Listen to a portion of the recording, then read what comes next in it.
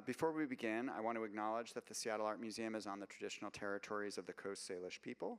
We honor our ongoing connection to these communities past, present, and future. Tonight, we welcome 3 curators who have collaborated to bring this exhibition to Seattle and hear their insights on this project's take on this art historical period in France. Not only has the exhibition provided Sam with the opportunity to share iconic Impressionist works, but it also offers a thesis that similar to today, food culture was a powerful signifier in 19th century France that has inspired a host of exciting programs exploring the historical, artistic, and economic impact of food on our lives.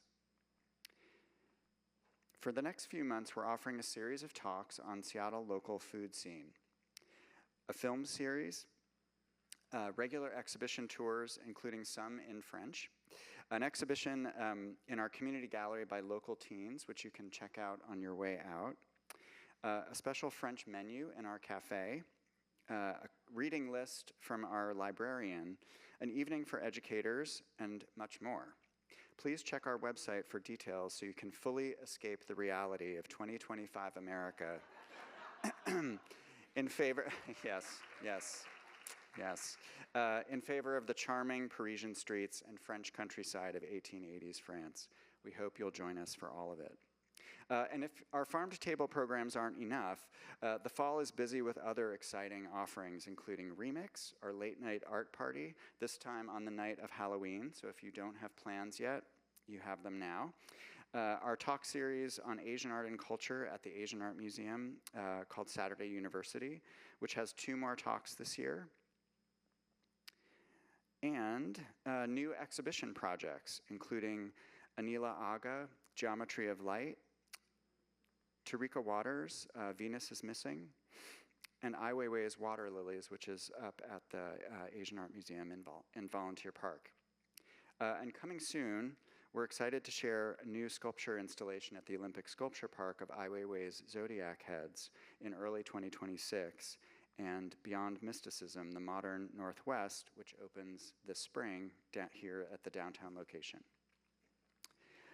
There's always so much going on at SAM, so why not become a member if you're not already? It's the best way to support our work with communities, education groups, educators, and the public, and to receive all sorts of benefits.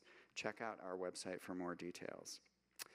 And now on to tonight's speakers, who will be in discussion for about 45 minutes, and then we'll take some audience questions. When Q&A time does come around, please raise your hand, and someone with a microphone will come to you so that everyone can hear your question. And please, if you haven't done so already, silence your cell phone. Thank you. Now, on to the curators. Andrew Eschelbacher serves as the Director of Collections and Exhibitions at the Amon Carter Museum of American Art. He has previously held positions as Director of Curatorial Affairs at the American Federation of Arts, or the AFA, a Chester Dale Fellow at the Metropolitan Museum of Art, and Susan Donnell and Harry W. Conkle Associate Curator of European Art at the Portland Art Museum. I'm sorry, the Portland Museum of Art in Portland, Maine. Gosh, those people in Oregon would slap me if I made that mistake. And also as assistant professor at the Virginia Military Institute. Eschelbacher is the curator and editor of Farm to Table, Art, Food, and Identity in the Age of Impressionism, and has previously curated exhibitions and edited catalogs including Monuments and Myths, The America of Sculptors Augustus St. Gaudens and Daniel Chester French, as well as a new American sculpture, Lachaise, Laurent, Nadelman, and Zorak.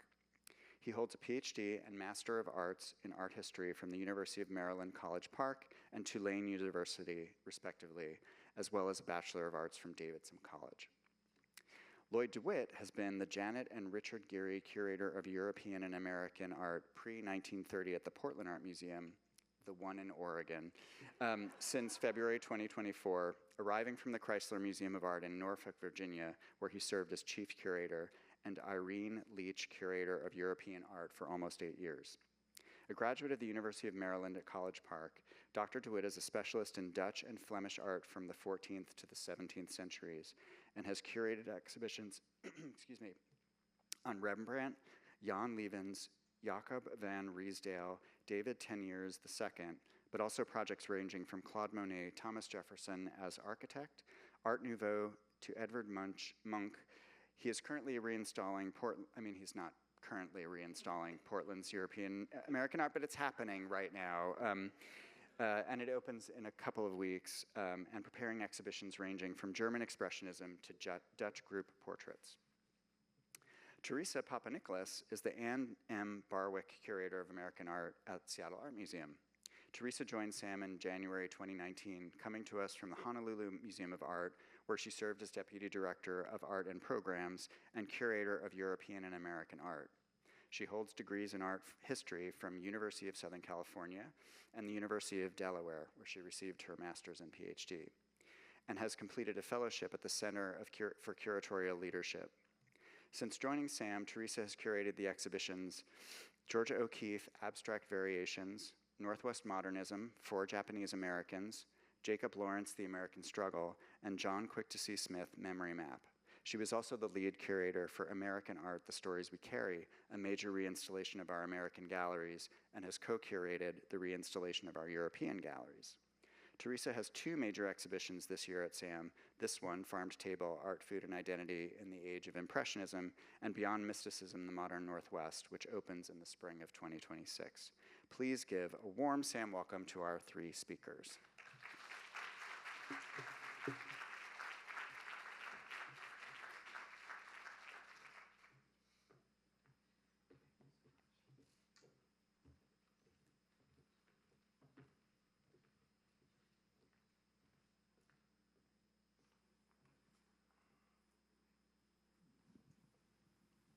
Hey everyone, thank you so much for being here with us tonight. As if you can't get enough slides of the title of this exhibition. Like how many variations are there? Before we launch into Farm to Table, I just wanted to say, as Jason mentioned, we do have Ai Weiwei's water lilies on view at the Asian Art Museum, but I don't know if you know that we also have Monet's water lilies on loan to the museum. It's upstairs in our Impressionisms gallery, so if you haven't been upstairs yet this evening, go check it out. It's a glorious painting. It's on long-term loan to us. So, Andrew and Lloyd, thank you for being here. I can't believe this is our last panel. I feel like we should take it on the road, right? Yeah. You are, Andrew's the curator of the exhibition. Lloyd worked very closely with Andrew because the Chrysler Museum of Art was the originating venue for the exhibition, and they've been working on it for a very long time. And so I wanted to just start by just talking about the exhibition itself and asking Andrew, so why this exhibition? How did you come to this project? How long have you been working on it? About 12 years. And it started oddly enough on sort of a whim. I had to give a talk, a job talk in Portland, Maine, not Portland, Oregon, but Portland, Maine, which is another city obsessed with food. So confusing. It really is. And we both went to the University of Maryland. Right? So I had to give this job talk in Portland, Maine, and I really wanted to focus on something that I was passionate about, but I couldn't figure out why they would hire me as a curator if I just wanted to cook. So that didn't work. But I figured if we talked about food, maybe that was something. But I didn't quite know what it was. And then I saw this painting at the Musée Carnavalet in Paris, this painting from 1870, Narcisse Chaillou's Rat Butcher. Little did you know that you were escaping the realities of 2025 to go to a world where people were eating cats and rats and dogs and the zoo elephants were shot. Makes us feel better. But what this painting led to, I've described it as the Helen of Troy of the exhibition. It's the painting that launched 1,000 loan letters. That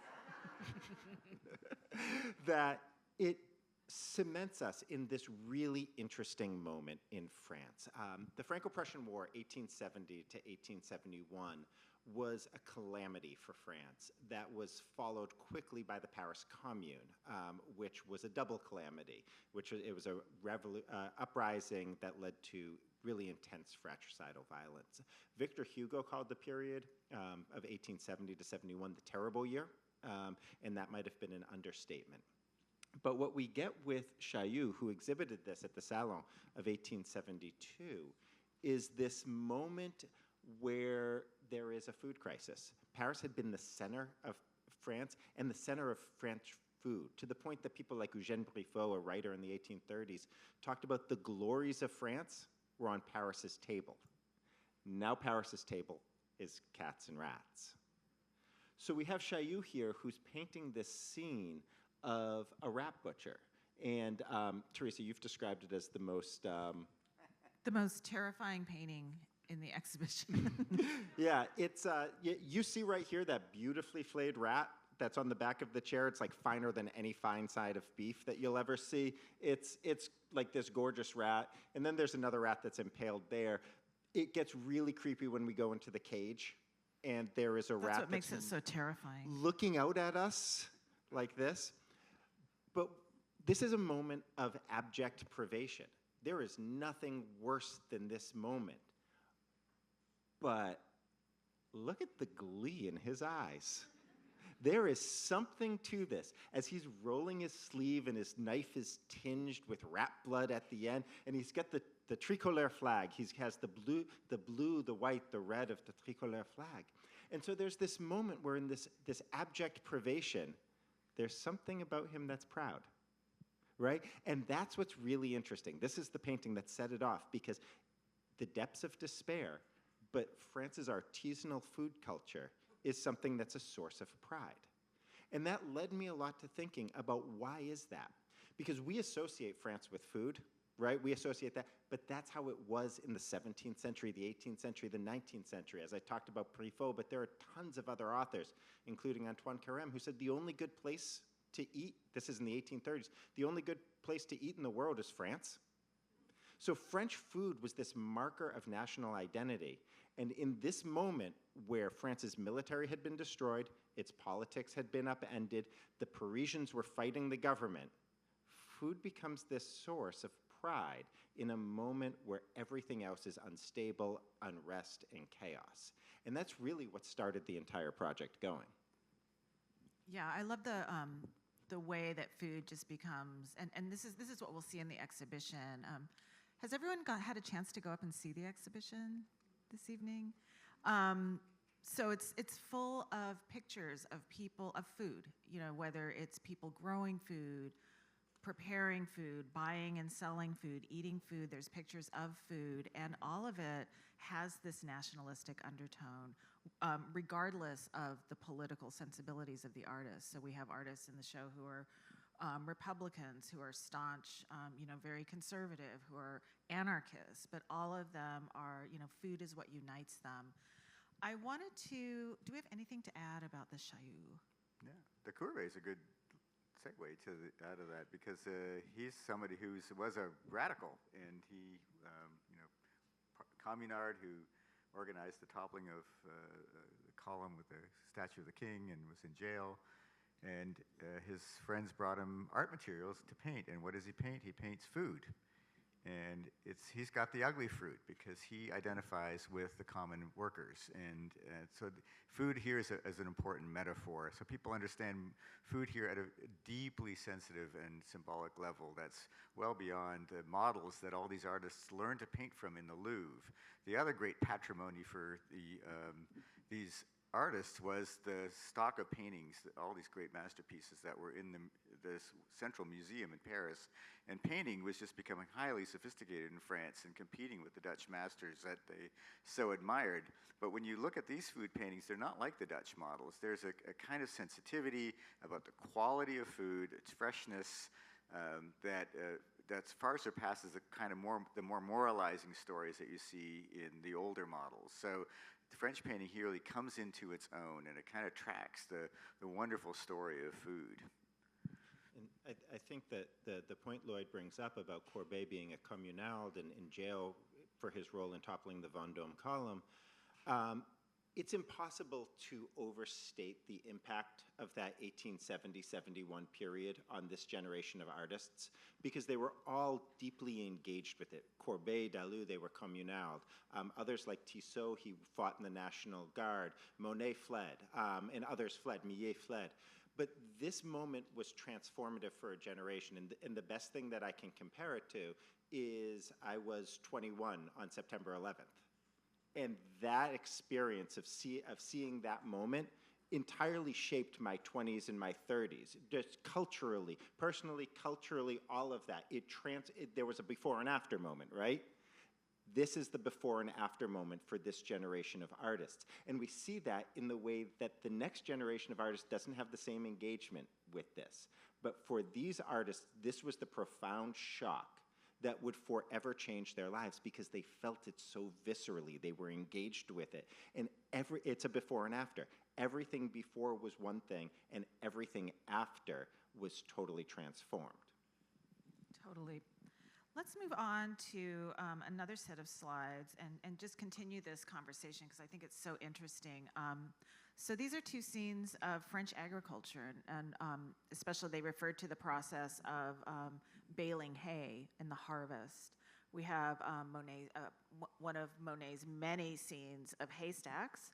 How many did he do? Like 29? Over 20, over 20 paintings of haystacks at different times of day, in different weather conditions, in different seasons of the year. Really thinking about, we talk about these paintings and as Monet thinking about how the light changes and reflects off of surfaces and how this changes depending upon the conditions, depending upon its conditions. Also capturing like what the eye sees in any given moment, and the impossibility of that prospect. But if you think about the subject of this painting, a haystack, these were like all over the French countryside and after the harvest. They are a scene of another one of these scenes of national pride. I mean, France was very, very proud of its ability to grow wheat and the quality of its soil, which meant that it had some of the best baked goods in the entire world. And then next to it, we're comparing it with a painting by the American artist Daniel Ridgway Knight, also of a harvest scene, but very, very different. This is realistic in a very different way. It's, hard-edged. It's very almost photographic. It has figures engaged in the tasks. You could argue it's very sentimentalizing, but still we have these two artists of very different sensibilities painting are united by a common theme, and that is of a very central aspect of French agriculture. And that's one of the really great things about an exhibition like this, where instead of like segregating Impressionism and realism and academicism, they come together under this theme of food. I always think about it my 70s, should I say my 70s yes, please. music? I was going to prompt you if you didn't go there. So I grew up in the 70s, and so I love 70s music. And when I was growing up, I thought of it as very compartmentalized. So you had like Led Zeppelin, and then you had like punk rock, and you had disco, and it was all, pop music, Barry Manilow, like whatever, and it was all very different and very distinct from each other. But now when I listen to 70s music, I realize it all sounds the same. And because now I know that they all had the same studio musicians and the same producers were producing their records. And so there are like all of these common music industry themes that give this music that in my youth I thought was like very disparate a commonality. And so that's kind of what's going on here. And so an exhibition like this can help us to understand the state of art in a given time. And this is such an interesting time under study. But it's a wonderful contrast. I mean, Monet is really looking at these monuments on the landscape, and these meules, these haystacks, you have to stack them perfectly, otherwise all the grain or all the hay rots. So it's an enormous craft, an age-old craft. So there's a sense of resonance there. In Night, however, you've got this social scene of harmony, of a happy family, happy peasants in the countryside enjoying their meal as they provide France with its meals. And there's just no sign of any social unrest going on in that at all. And I think, Andrew, you really explored the idea that that this was completely new, that the peasants were highly suspect, and certainly factory workers they were seen as being politically dangerous. And now, after the trauma of the war, you have a kind of the country comes together and over food in ways that sort of gloss over the political violence and differences of those horrible years. Yeah, absolutely. And it's the rural worker in France for centuries, but especially when you get into the literature of the 1840s, 50s, 60s, is described in terms of being savage or being boorish. The French president, the person who would go on to be French president, Léon Gambetta, in 1871, he said the countryside was centuries behind the enlightened part of the country, by which he meant Paris. But then the terrible year happened, and that changed everything, because the urban worker had been this sign of progress. And now the urban worker was really scary because the Parisians had just had an uprising against the government. So you needed another type of worker that could fit that mode of patriotism, that could be part of a Republican scene, that could help unify the country.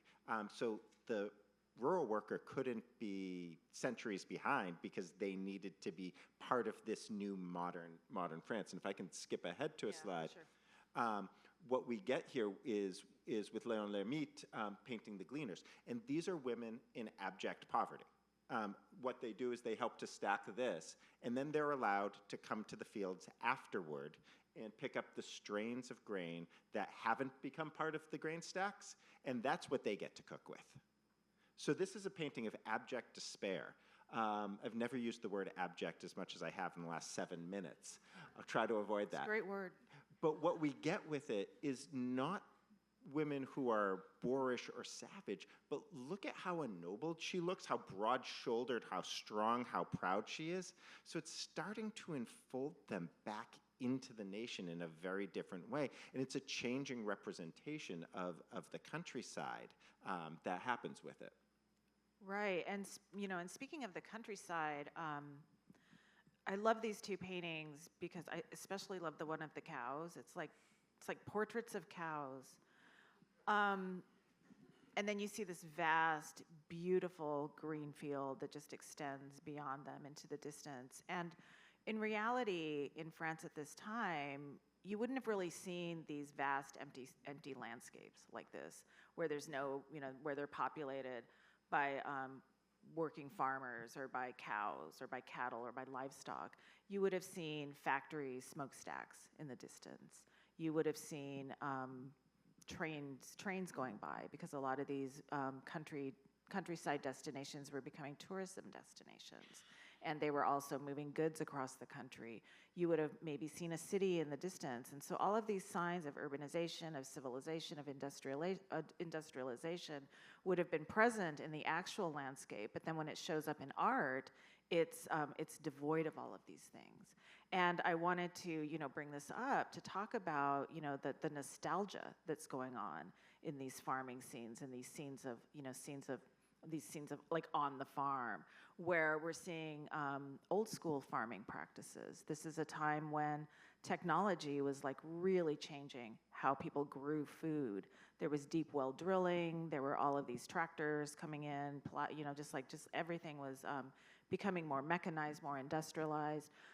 Peasants who were working the farms were getting displaced by these new technologies, all coming from the U.S. Like Lloyd is always like, we were the China of the 19th century. But yeah, but what we see in art is a throwback to like former and more nostalgic farming techniques. And what it does is it really lets us concentrate on the land. And that land is so important. Theresa, you alluded to it earlier. Auguste Escoffier, who was the greatest chef of the end of the century in France, said that the reason French food was better, he took what Carême said, that French food was the best, and he took that for granted. And he said the reason it was better was because of the terroir, the soil. And so the reason that French cheese is good is not because of the cheesemaker, but it's because that the soil, the grass that these cows are eating, produces the best dairy. And from that best dairy, we get the best cheese. And so the terroir, the soil, becomes what's most important in that.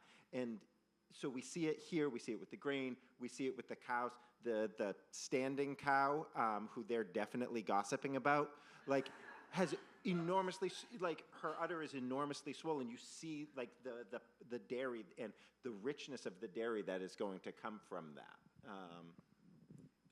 And France is so proud, as it is today, of its baked goods and its cheese. And so here we see the source of those things.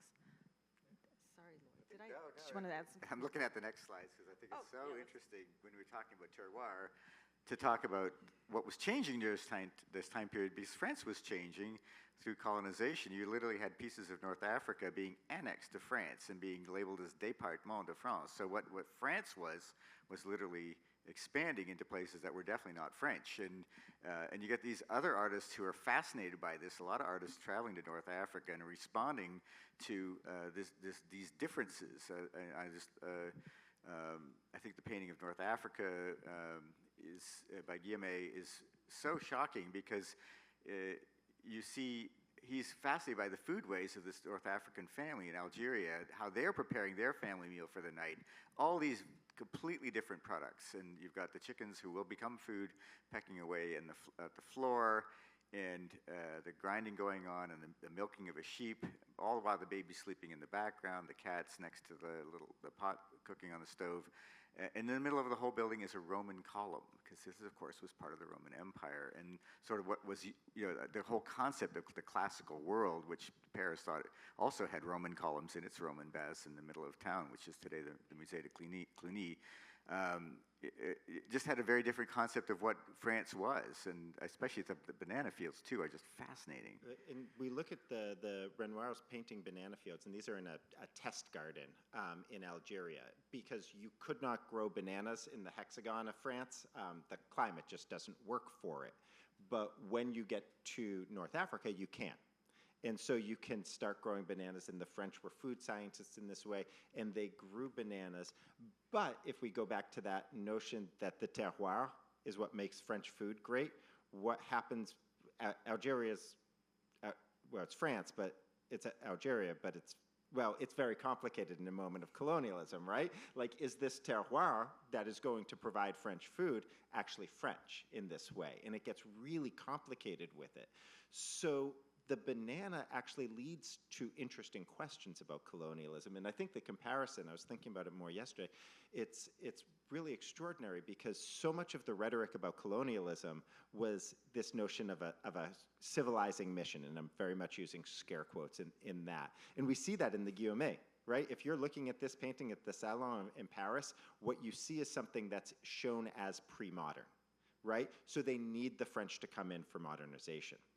But a big part of what the Imperial Project is also connected to the drive for resources and resource extraction, which we see with the bananas. And so these are debates that are going on in the 1880s. These are painted 1 year apart.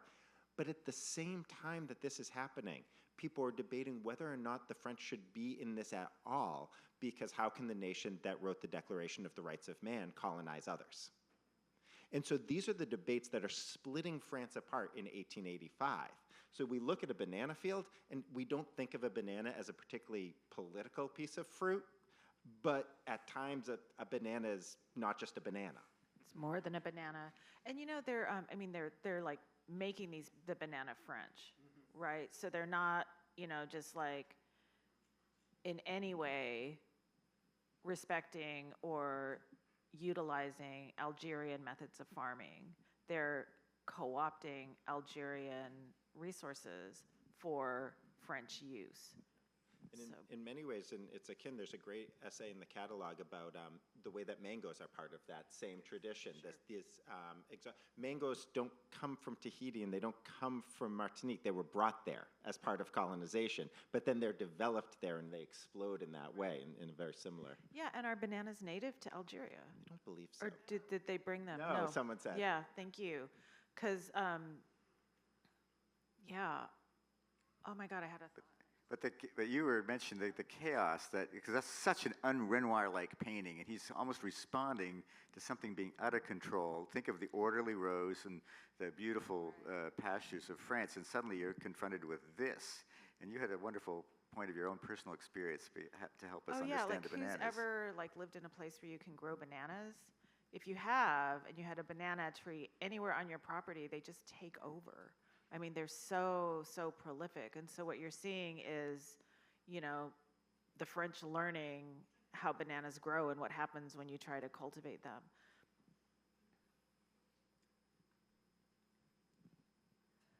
So back to Paris and back to the Hexagon.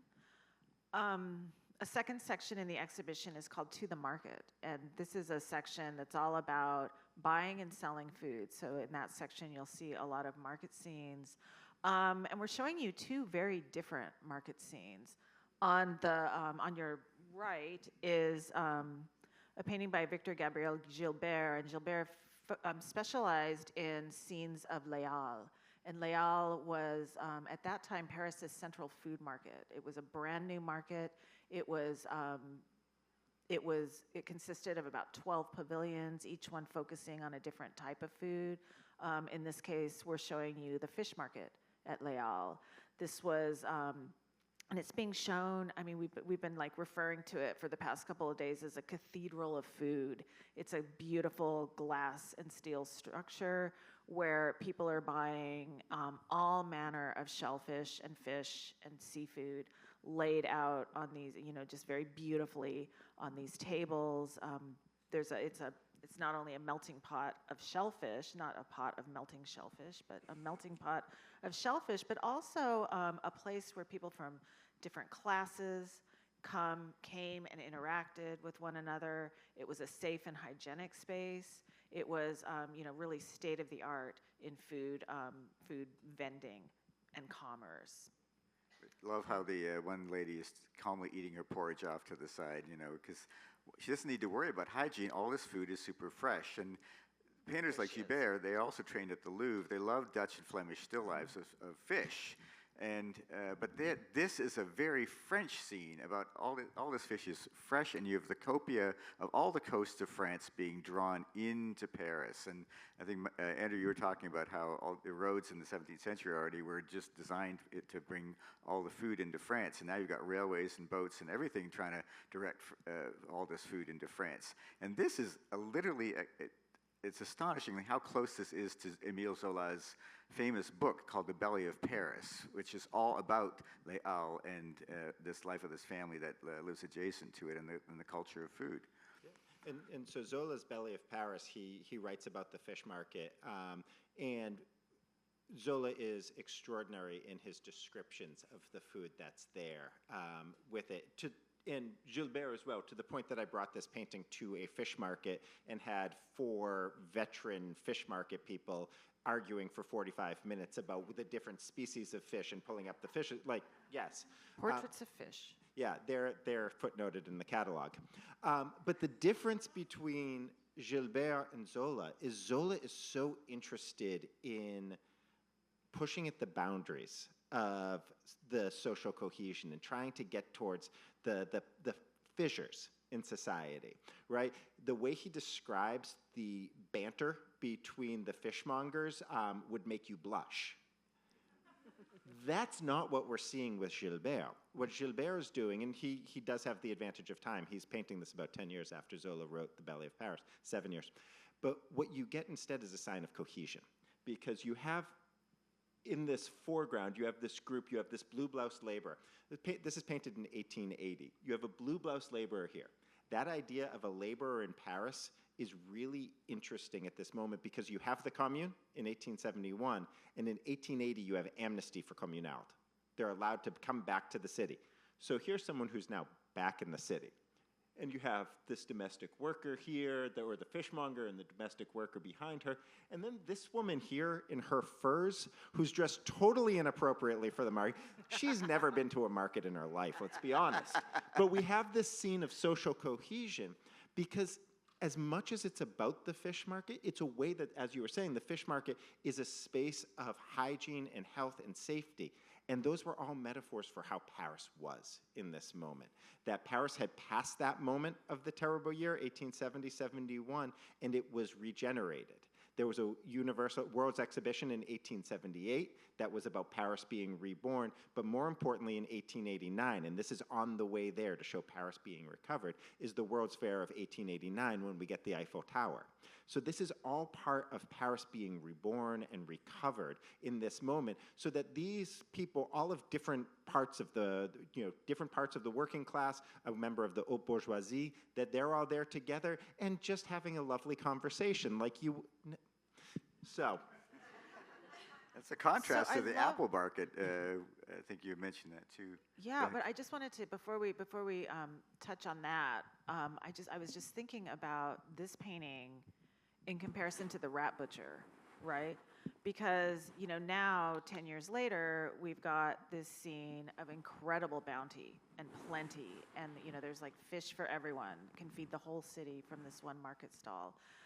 So there is this, so I think that would also underscore your point, Andrew, about recovery, and that, just like this healthy food and this plentiful food becomes a metaphor for societal health. Absolutely. And political health.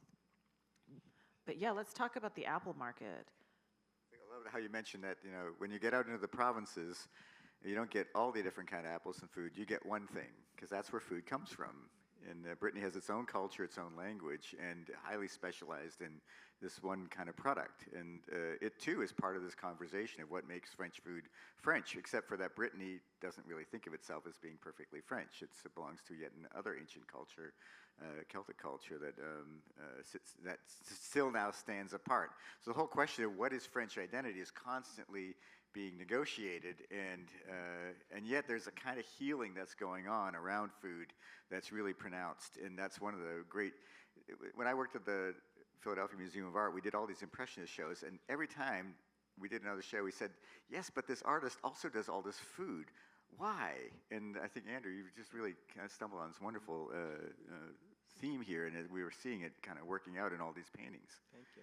It's, I mean, the L'Ermite, the apple market, it's really a painting of resistance in certain ways. And I saw a couple eyebrows go up, and I appreciate that. Because what this is a moment. How did you see that? I can't. 20/20 vision. Yeah. And if you didn't raise your eyebrows, just claim it later, okay? It's like everyone who fought in the resistance. So what you get with the apple market is a moment, we saw earlier with L'Ermite of trying to enfold the rural workers into the nation, right?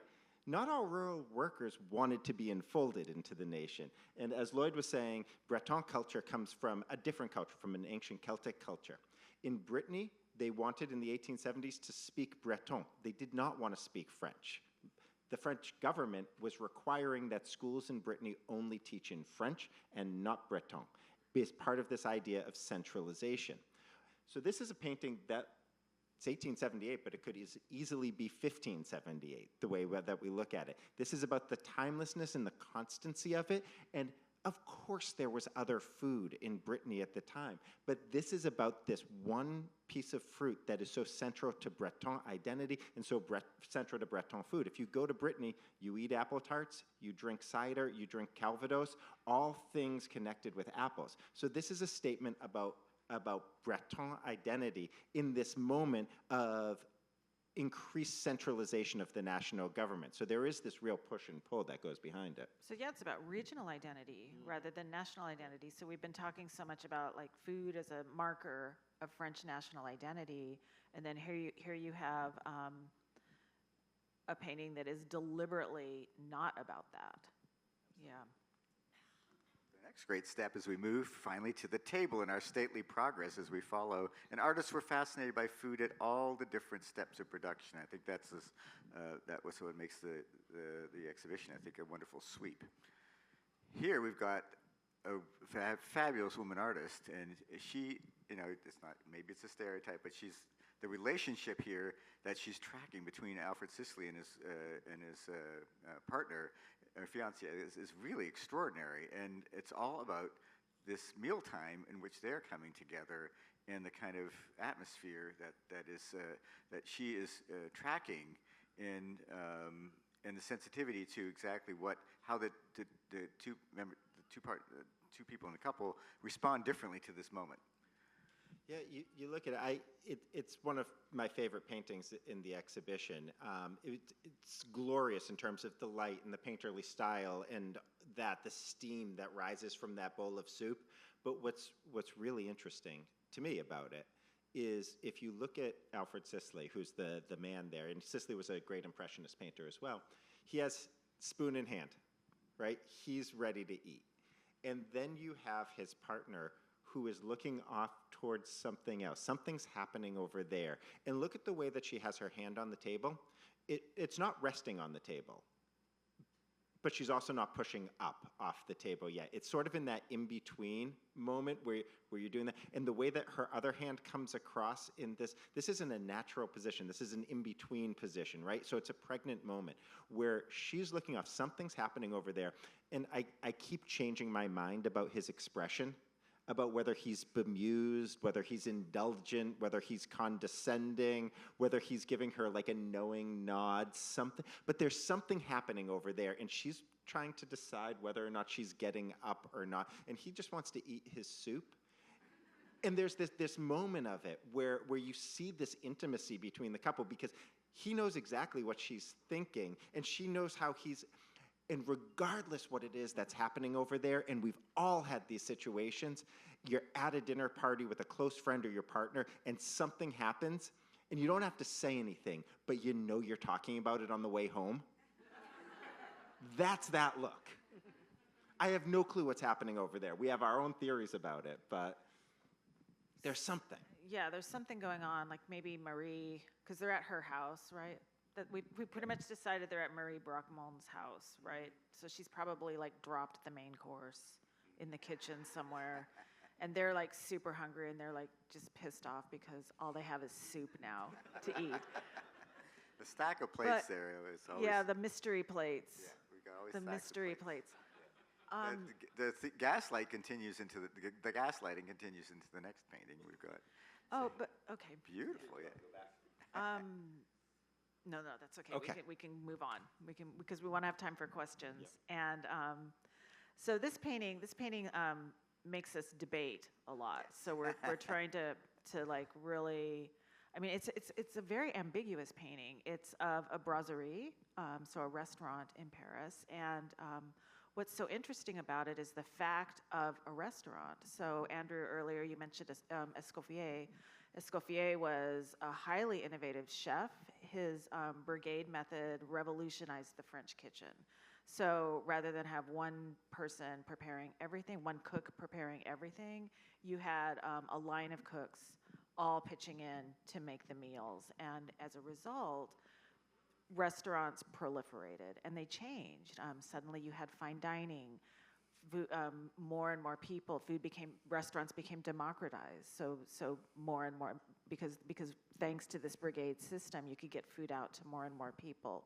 So the food scene changes, and this is a time of banquets. It's a time of people coming together to eat. And so in this scene of the brasserie, I find it so interesting because the clientele is exclusively male, right?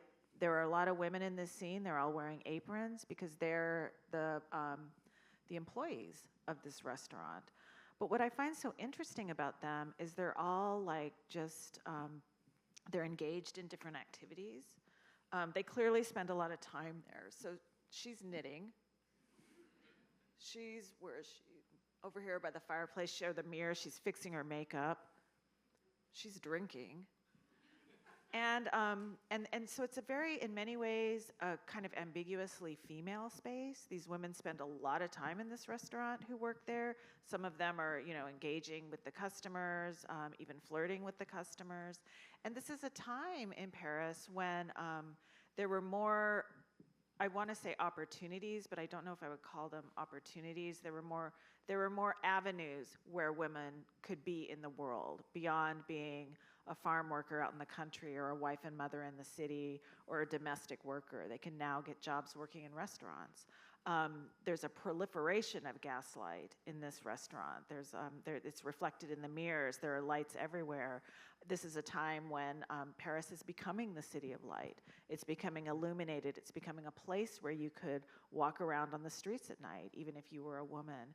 And so I look at this painting, and when I first saw it, I thought, oh, it's, women being exploited and forced into work and whatever. But now that I look at the demeanor of these women in this painting, it's like they're running this place, basically.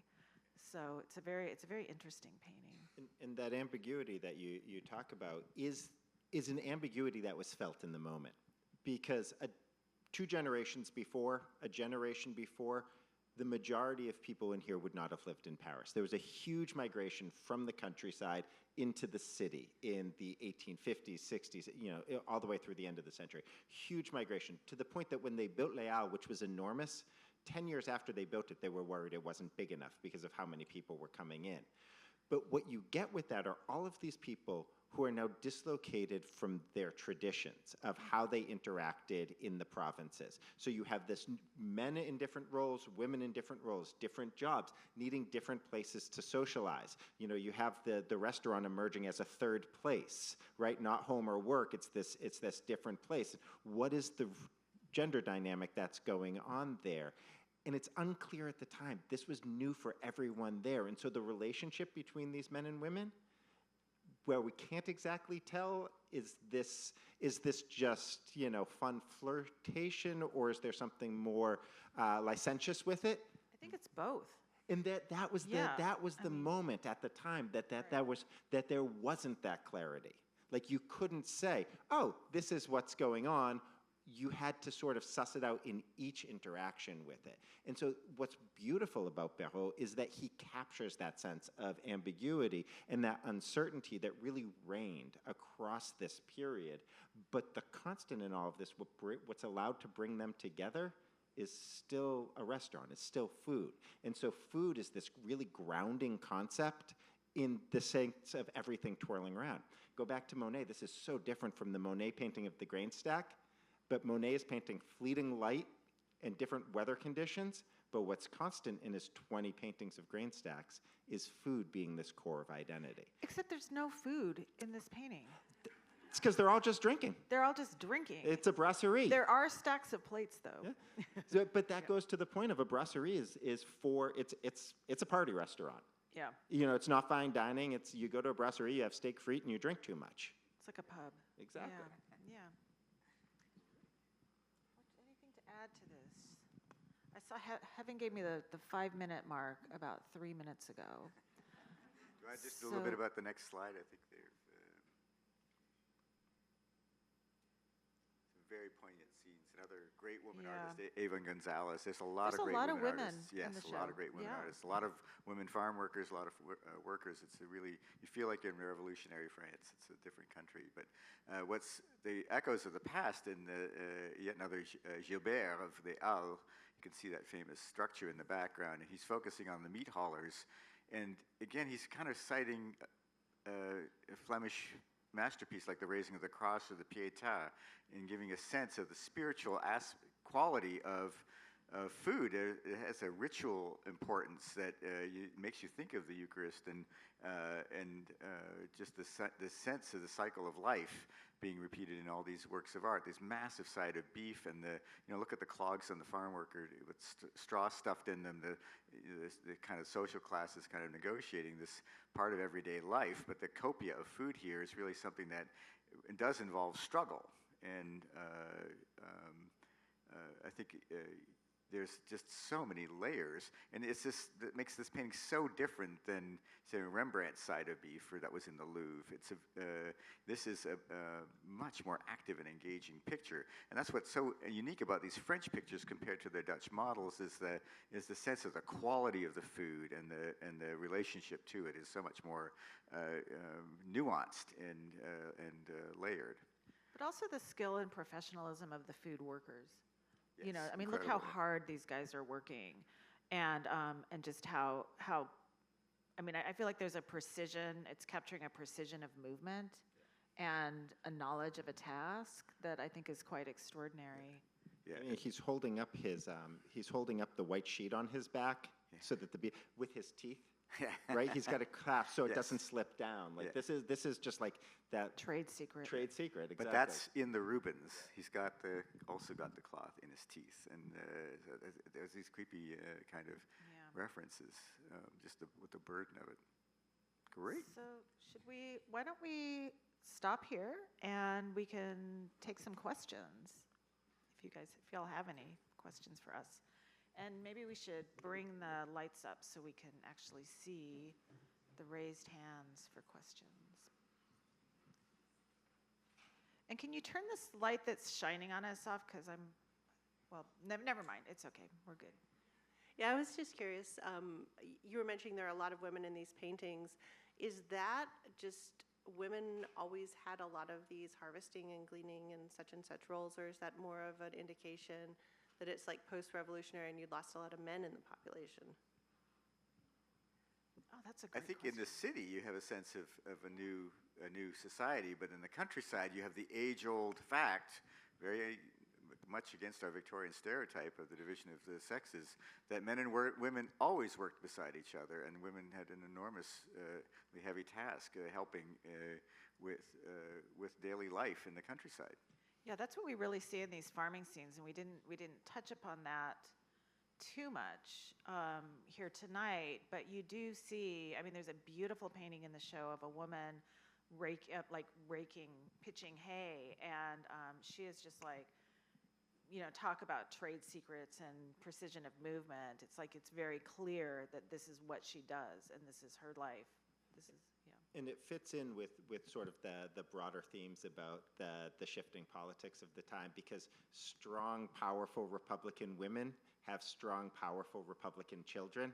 And so it's about the way that this continues. And so there's a lot of literature about the importance of the femme au foyer, the woman of the hearth, who is the importance in raising that next generation that's there. And so seeing the ennobled woman or the laboring woman helps to sort of guide that next idea of what France will be. Yeah, thank you for your question. Thank you. I see that Babette's Feast is being featured here this weekend, and that doesn't seem to be any coincidence. Can you tell us how that movie fits in with this period?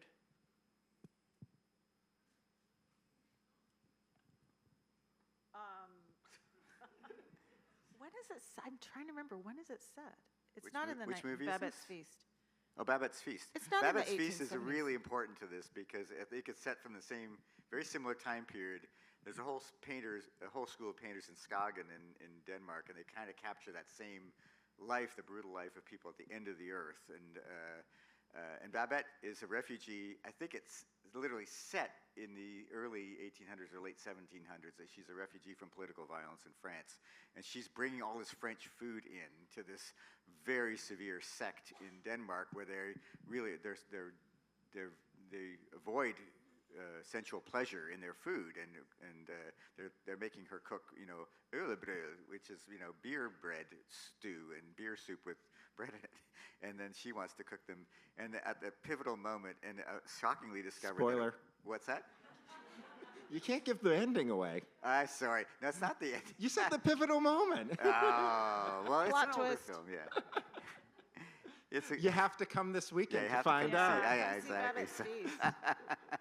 So we found out after we were all excited, like, yay, Babette's Feast. And then we found out the Nordic Museum is also doing a film series, and they're showing Babette's Feast. Yeah. You can't not include it. It's a feast for the eyes as well. Yeah. So, thank you, Andrew, for stopping me. Exactly. Right here.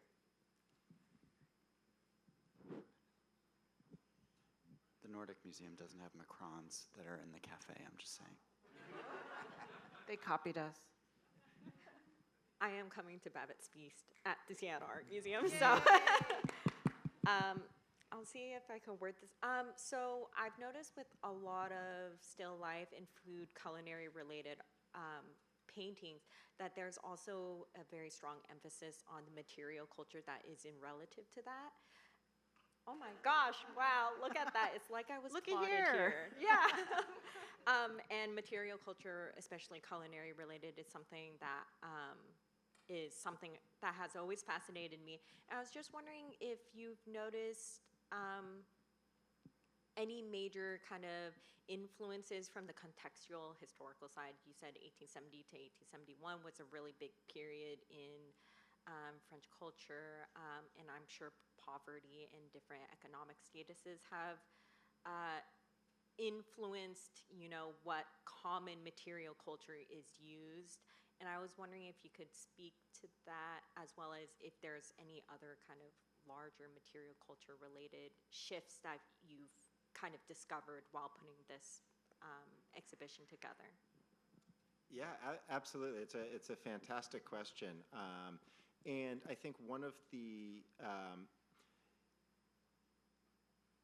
there has been a whole exhibition about the sort of dining ware in French food and how that changed. And it's one of the reasons that we didn't bring in a lot of material culture. It's a brilliant show that was done about that. But one of the things that's really interesting in this period specifically is not only is this the age of Paris becoming the city of lights, it's the age of the department store. And so there is a new type of consumerism that comes with it, and that notion of pret-à-porter clothing, you also sort of get the equivalent in material culture that can be there. So people could buy dishes in a different way. It wasn't everything that, and think about all of these people who are who are setting up new apartments in Paris and who don't necessarily just have the traditional things that their parents and that their grandparents have, that there's new styles that grow up. And then you see things like this that are ornate and that carry on in that tradition, and much in the way that you think about today. So some of us have heirlooms from our family, or in my case, hand-me-downs from my family, right? And then some of us have IKEA plates, and some of us have plates from whatever it might be. There are all of these different options that come and that show up. And I think it's incredible to look at that and then look at the food that's next to it. Because here you see this extraordinary opulence in the dining ware, and then the opulence of what we're seeing on the table, the fruits, the flowers, the sugar cubes that are there, which take us back to this colonial narrative as part of it. And so there's this great connection of opulence. But if I can, there's one moment of material culture in the show that is like my favorite moment in the entire exhibition, and totally changed. There's a Bouguereau painting of this girl eating a bowl of soup with a giant ladle.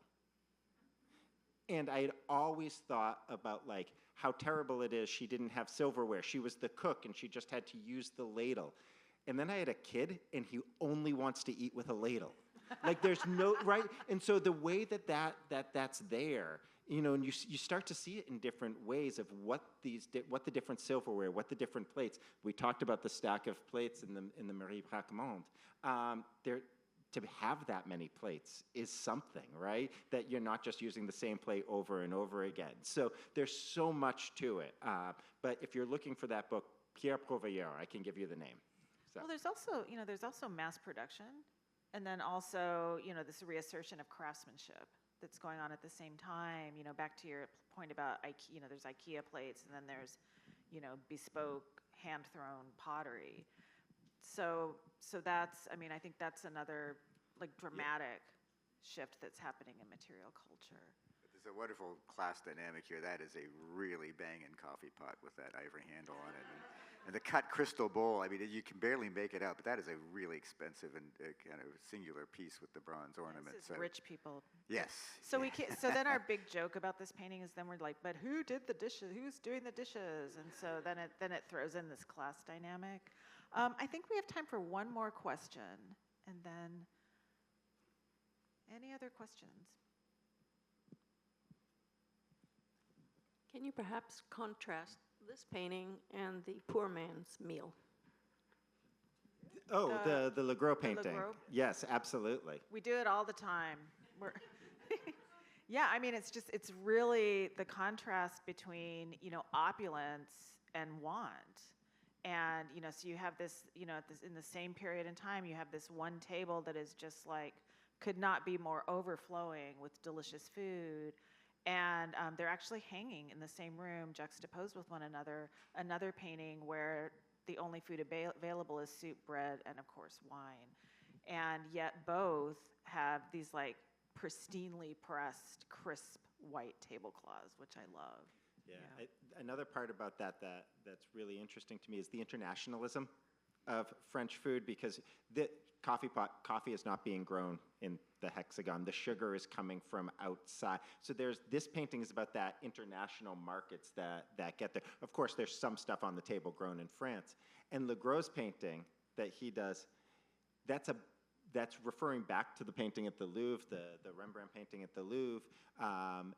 But also Legros is painting this in London, where he lived, and where all these French people after the Commune went to London, and Legros was the center of that community. So every French artist who went to London after the Commune, and then still even afterwards, people like Rodin, when Rodin goes to London in 1880, Legros is his first stop. And so he's still focused in this moment on food, right? And so that you can take the boy out of France, but you can't take the French out of the boy in a certain way, that the two paintings also speak to that globalization that we get with it. Yeah. So, well, thanks to you both. Thank you. Thank you all for coming. Enjoy the exhibition. I think you've got about 30 more minutes left to see it tonight, but you're going to want to come back again and again. Thank you very much.